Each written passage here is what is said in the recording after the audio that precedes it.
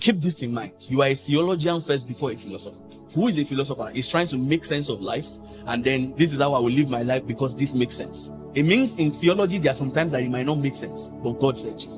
If you have all the data of information that God has, you are God. And so there are data of information that you will not have.